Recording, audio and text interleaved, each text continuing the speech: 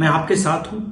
आपसे माफी मांगता हूं कि मैं आज नहीं आ पाया। आदिवासी का मतलब वो लोग जो इस देश के पहले मालिक थे। बीजेपी के लोग, आरएसएस के लोग आपको वनवासी कहते हैं। कोरापुट के भाइयों और बहनों, आपको मेरा नमस्कार। चुनाव है, लोकतंत्र पर और संविधान पर आक्रमण हो रहा है। कांग्रेस पार्टी, इंडिया अलायंस लोकतंत्र को बचाने की कोशिश कर रहा है, संविधान की रक्षा कर रहा है। मोदी जी, बीजेपी, आरएसएस संविधान को जड़ से निकालकर फेंकना चाहते हैं, लोकतंत्र को खत्म करना चाहते हैं। जो भी आपको मिला, देश के गरीब लोगों को, किसानों को, मजदूरों को, पिछड़ों को, दलितों को, आदिवासियों को, सब संविधान के कारण मिला है। और जो किताब आपको अधिकार देती है, उस किताब को अब ये खत्म करने की कोशिश कर रहे हैं। सरकार की हर संस्था में अपने लोग बैठा दिए हैं। जो आपकी पूंजी थी, पब्लिक सेक्टर जो था, उसको प्राइवेटाइज कर रहे हैं और पूरा का पूरा फायदा 20-25 अरबपतियों को दे रहे हैं। हमने निर्णय लिया है कि जितना पैसा ये अरबपतियों को देंगे, उतना ही पैसा हम हिंदुस्तान के, उड़ीसा के गरीब लोगों को, किसानों को, मजदूरों को, पिछड़े वर्ग के लोगों को, दलितों और आदिवासियों को देने वाले हैं। सबसे जरूरी बात, जो हमारे आदिवासी भाई हैं, हम आपको आदिवासी कहते हैं। आदिवासी का मतलब वो लोग जो इस देश के पहले मालिक थे। बीजेपी के लोग, आरएसएस के लोग आपको वनवासी कहते हैं। वनवासी का मतलब वो लोग जो जंगल में रहते हैं और जिनके कोई अधिकार नहीं होते। जब बीजेपी के लोग, आरएसएस के लोग आपको वनवासी कहते हैं, वो आपका अपमान करते हैं। और जब हम आपको आदिवासी कहते हैं, हम आपके अधिकारों की रक्षा करते हैं। आपका जल, आपका जंगल, आपकी जमीन आपकी होनी चाहिए, वो हम आपके हवाले कर देंगे। हालत ऐसी हो गई है कि आज हिंदुस्तान में 22 ऐसे लोग हैं जिनके पास उतना ही धन है जितना 70 करोड़ हिंदुस्तानियों के पास है। आप सोचिए, नरेंद्र मोदी जी ने इन 22 लोगों का 16 लाख करोड़ रुपया कर्जा माफ किया है। 25 साल का मनरेगा का पैसा इन्होंने इनका माफ करके दिया है।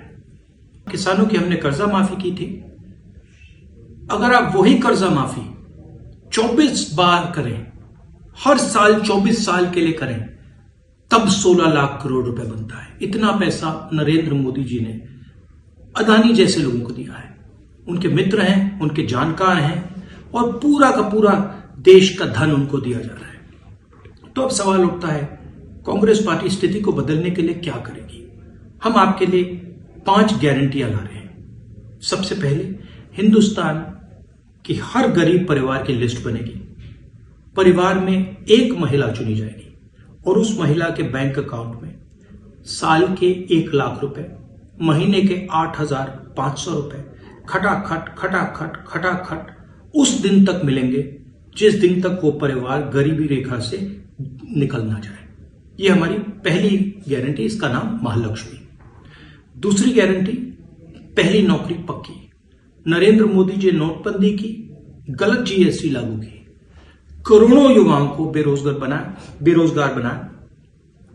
नरेंद्र मोदी जी ने नोटबंदी की, गलत जीएसटी लागू की, करोड़ों युवाओं को बेरोजगार बनाया। अब हम पहली नौकरी का अधिकार हिंदुस्तान के ग्रेजुएट्स को, यूनिवर्सिटी, कॉलेज और डिप्लोमा होल्डर्स को देने जा रहे हैं। प्राइवेट सेक्टर में, पब्लिक सेक्टर में, पीएसयूज में, सरकारी ऑफिसेज में, अस्पतालों में, सरकारी कॉलेजेस, यूनिवर्सिटीज में आपको 1 साल की नौकरी का अधिकार मिलेगा। 1 लाख रुपए साल के आपके बैंक अकाउंट पे जाएंगे। दुनिया की सबसे बेहतर ट्रेनिंग आपको मिलेगी और हर महीने 8,500 रुपए, 1 साल के 1 लाख रुपए आपके बैंक अकाउंट में खटाखट खटाखट खटाखट। और हिंदुस्तान को एक बेहतरीन मॉडर्न ट्रेंड वर्कफोर्स मिलेगी। तीसरी गारंटी, किसानों की। नरेंद्र मोदी जी ने किसानों का कर्जा माफ नहीं किया। हम हिंदुस्तान के गरीब किसानों का कर्जा माफ करने जा रहे हैं। अगर वो अरबपतियों का कर्जा माफ कर सकते हैं, हम हिंदुस्तान के किसानों का कर्जा माफ करेंगे। और आप जानते हो, उड़ीसा के किसान जानते हैं कि आपको कभी भी धान के लिए, शुगर केन के लिए, गेहूं के लिए सही दाम नहीं मिलता। हम पहली बार हिंदुस्तान के इतिहास में गारंटीड कानूनी मिनिमम सपोर्ट प्राइस दे रहे हैं। इसके माध्यम से आपको धान के लिए, शुगर केन के लिए सही दाम मिलने जा रहा है। जो हमारे मजदूर भाई हैं उनके लिए मिनिमम वेज को हम 400 रुपए कर रहे हैं। आज मनरेगा में 250 रुपए मिलते हैं, सरकार के बनने के एकदम बाद 400 रुपए मिलेंगे। आशा और आंगनवाड़ी की जो महिलाएं हैं उनकी आमदनी दुगनी होगी। महिलाओं को सरकारी ऑफिसेज में, पब्लिक सेक्टर में 50% रिजर्वेशन हम देने जा रहे हैं। और आखिरी बात, जाति जनगणना। हम चाहते हैं कि देश के सब लोगों को पता लगे कि इस देश में उनकी कितनी भागीदारी है।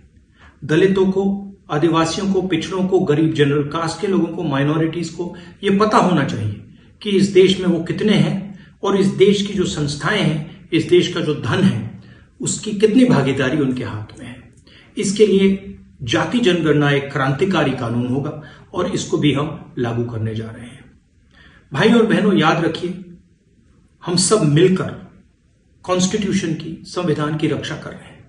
कॉन्स्टिट्यूशन के बिना गरीबों का, दलितों का, आदिवासियों का, पिछड़ों का कुछ नहीं बचेगा। इसीलिए ये चुनाव लड़ना और जीतना बहुत जरूरी है। मैं आपके साथ हूं। आपसे माफी मांगता हूं कि मैं आज नहीं आ पाया। मुझे रायबरेली में अपना नॉमिनेशन पेपर फाइल करना पड़ा।